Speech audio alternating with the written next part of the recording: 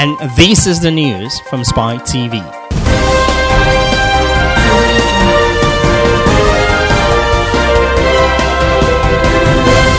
Souls of the departed rest in perfect peace. Amen. The Defense Headquarters on Thursday has urged all segments of society to take example from gallant troops on the front lines fighting to achieve the goal of liquidating terrorists and insurgents across the country in order to restore peace and security. Director, Defense Media Operations, disclosed this while briefing defense correspondent on the report on monthly review of Joint Task Force operational activities for the month of January 2024 and the ongoing military operational activities by the Armed Forces of Nigeria as of 8 February 2024, urging citizens to rise up to security challenges because they are mostly self-inflicted and it is time to stop the bleeding in order for healing to commence. That the terrorists are left with two and only two choices. One is to be killed and the other is to surrender. There will be no third choice. Already, since the beginning of the year, several terrorists and their leaders have been killed or badly injured by the joint effort of the land and the air components operating in the theaters. In the month of January, troops recorded the following. We neutralized 266 terrorists.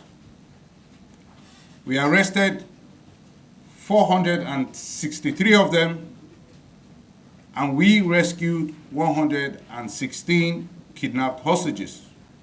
We also recovered 447 assorted weapons and over 6,690 assorted ammunition.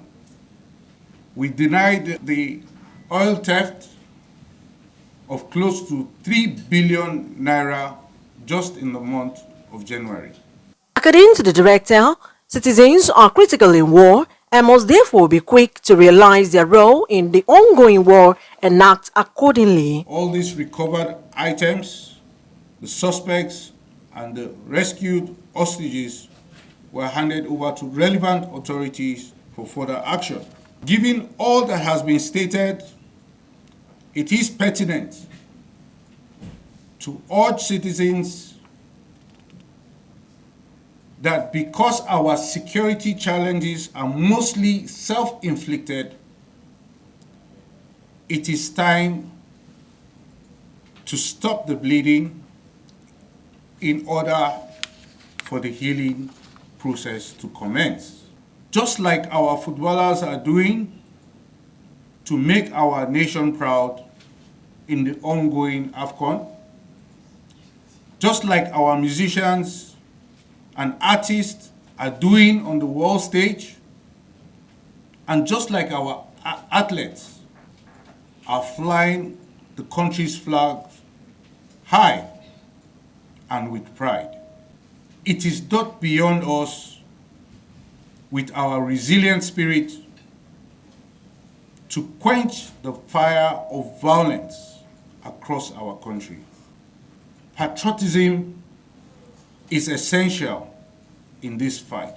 In the meantime, the Inspector General of Police, IGP Olukayode Adeolu Egbetokun, has said that in the last 7 weeks, the force has attained noteworthy milestones in containing crime rates throughout the country. This achievement is attributed to the strategic blend of proactive policing, intelligence-led operations, and community engagement as advocated by the force leadership. The IGP disclosed this today in Abuja at a conference with strategic police managers to assess the prevailing state of nation's internal security, underscore some noteworthy accomplishments, and review the policing strategies in alignment with the fundamental tenets of policing matter, competence, service-driven, rule of law complaints, and people-friendly policing system. Following a tragic incident in Ekiti State which claimed the lives of 2 traditional rulers, kidnap of 5 school children, 3 teachers and a driver, A joint operation comprising of officers of Ekiti and Ondo State Police Command, in conjunction with other security and local security groups, stormed the forest in search of the perpetrators of this heinous act. This led to the arrest of 13 suspected kidnappers. Exhibits recovered from them include cutlasses, axes, daggers, 2 motorcycles, 4 mobile phones, 1 cow, and other food items. On 14 February, local vigilantes and hunters, as well as the family members, successfully rescued the 5 abducted school children and the 3 teachers. Kwara State Command. Following the kidnap of the Olukodo of Koro Kingdom, late Oba Olusegun Aremu Koro, who was gruesomely murdered in his palace on the 1st of February 2024, a police chopper was deployed for area surveillance of the forest boundary between Kwara and Ekiti State. This operation led to the successful rescue of the wife of the late monarch and 1 other. Also, 30 male suspects were arrested and are presently aiding investigation. It is important for us to address the concerns and fears of our fellow Nigerians regarding the security situation in our country. We understand the gravity of the challenges we face and the responsibility we bear in ensuring the safety and well-being of every citizen. I assure you that the Nigerian Police Force remains resolute in its commitment to protecting lives and property, and we are actively working to address the security threats facing our nation.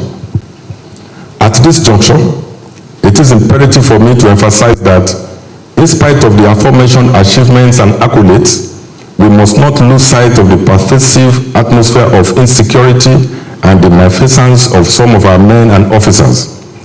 It is deeply regrettable that we have some unscrupulous elements in our midst who often conduct themselves improperly, thereby bringing the force into disrepute. These unscrupulous elements in our midst often disparage the good and hard work of the majority of us, thereby compounding the negative image of the Nigerian police in the eyes of the public. I hereby state categorically that it is our responsibility to ensure better service delivery through the strict supervision of our men and officers. It is incumbent upon us to lead by example and leave no room for the negative elements in our midst to thrive. The IGP opined that fostering stronger partnership with communities, leveraging intelligence-led approaches, and enhancing police operational capabilities, the Nigeria Police Force is dedicated to confronting these challenges head-on and restoring peace and stability across the country. Olayemi Eson, for Spy TV.